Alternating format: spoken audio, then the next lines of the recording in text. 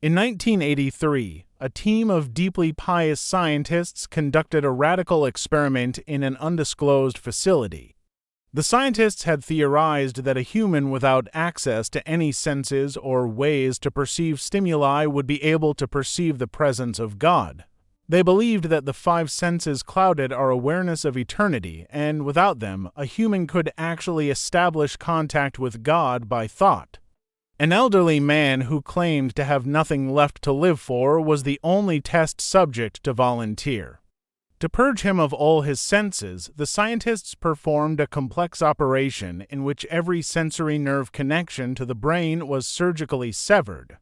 Although the test subject retained full muscular function, he could not see, hear, taste, smell, or feel. With no possible way to communicate with or even sense the outside world, he was alone with his thoughts.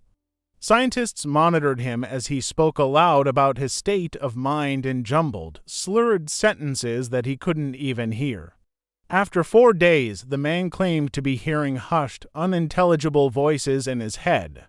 Assuming it was an onset of psychosis, the scientists paid little attention to the man's concerns.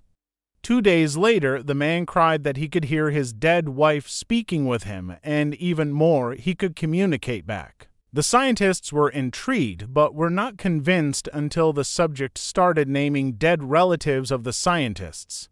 He repeated personal information to the scientists that only their dead spouses and parents would have known. At this point, a sizable portion of scientists left the study. After a week of conversing with the deceased through his thoughts, the subject became distressed, saying the voices were overwhelming. In every waking moment, his consciousness was bombarded by hundreds of voices that refused to leave him alone. He frequently threw himself against the wall, trying to elicit a pain response. He begged the scientists for sedatives so he could escape the voices by sleeping. This tactic worked for 3 days until he started having severe night terrors. The subject repeatedly said that he could see and hear the deceased in his dreams. Only a day later, the subject began to scream and claw at his non-functional eyes, hoping to sense something in the physical world. The hysterical subject now said the voices of the dead were deafening and hostile, speaking of hell and the end of the world. At one point, he yelled no heaven, no forgiveness for 5 hours straight. He continually begged to be killed, but the scientists were convinced that he was close to establishing contact with God. After another day, the subject could no longer form coherent sentences. Seemingly mad, he started to bite off chunks of flesh from his arm. The scientists rushed into the test chamber and restrained him to a table so he could not kill himself. After a few hours of being tied down, the subject halted his struggling and screaming. He stared blankly at the ceiling as teardrops silently streaked across his face.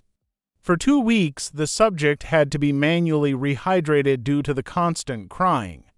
Eventually, he turned his head and, despite his blindness, made focused eye contact with a scientist for the first time in the study. He whispered, "I have spoken with God, and he has abandoned us," and as vital signs stopped, there was no apparent cause of death.